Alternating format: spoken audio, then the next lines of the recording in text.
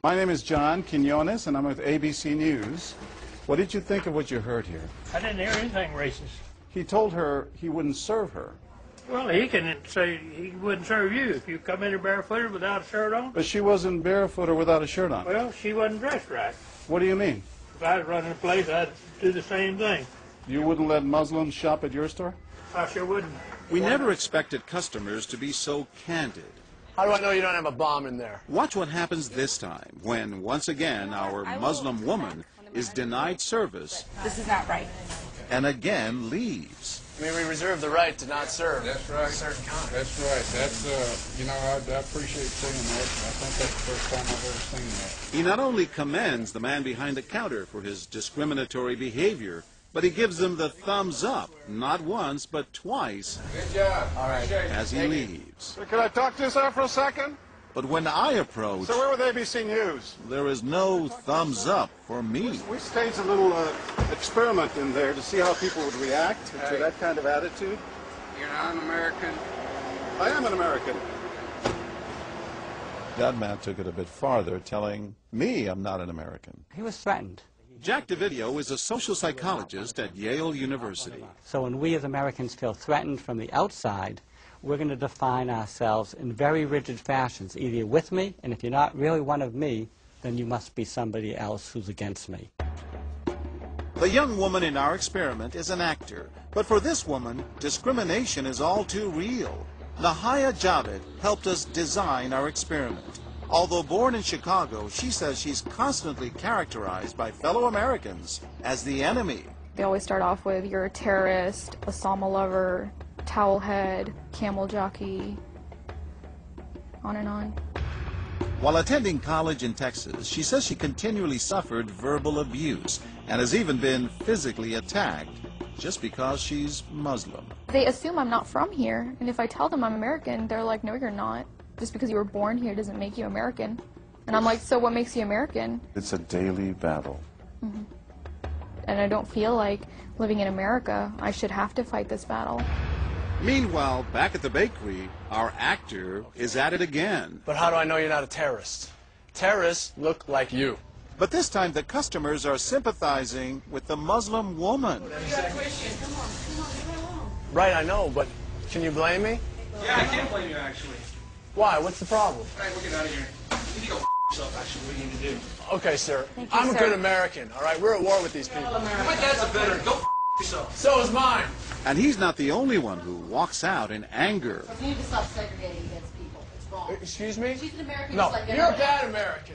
Time and again, people speak out with their pocketbooks. You lost a couple of customers, just so you know. But look what happens when this man threatens to leave. You're not a good American, sir. I believe I am a good American.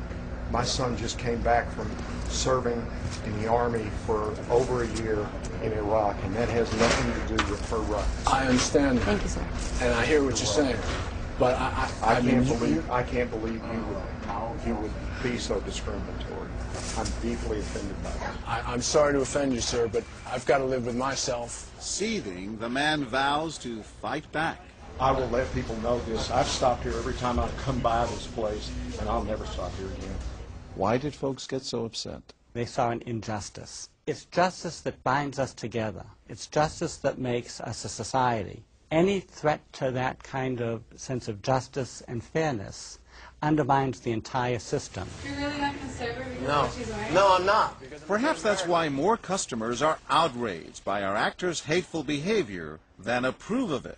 You're not dressed like an American. I don't know But what no you have. one is more persistent than these two young women who can't believe what they're hearing. Take your jihad, take it back out to the parking lot. Excuse me?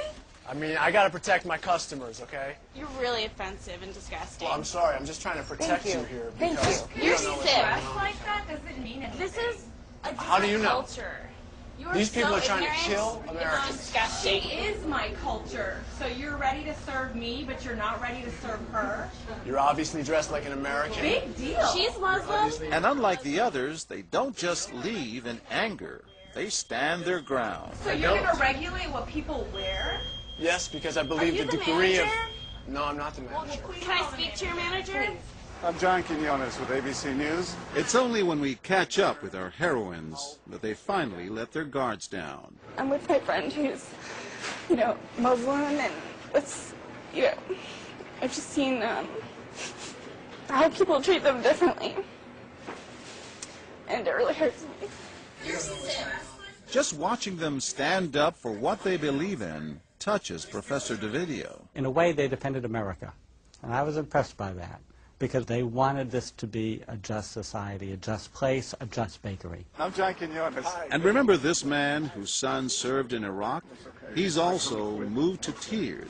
Every person deserves to be treated with respect and dignity.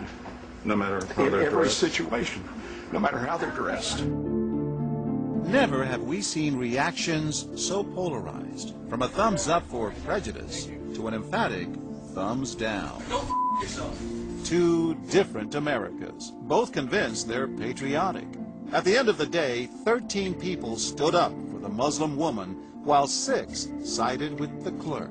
But the majority of the bystanders, 22, did or said absolutely nothing. That's what's most frightening to Muslims like Nahaya, who was watching our experiment. In fact, so frightening that they often avoid going out by themselves. It's really sad because I'm old enough to be able to do things by myself. I shouldn't need a chaperone all the time. But that one time that I'm alone and something bad might happen, I'd rather be safe than sorry. Hi, I'm Nahaya. It's no wonder this young woman was so moved by the people who came forward to protect a stranger who just happens to be Muslim. Thank you so much for what you did, and I wish more people would do these type of things. And I do too. it would make my life a lot easier. God go with you.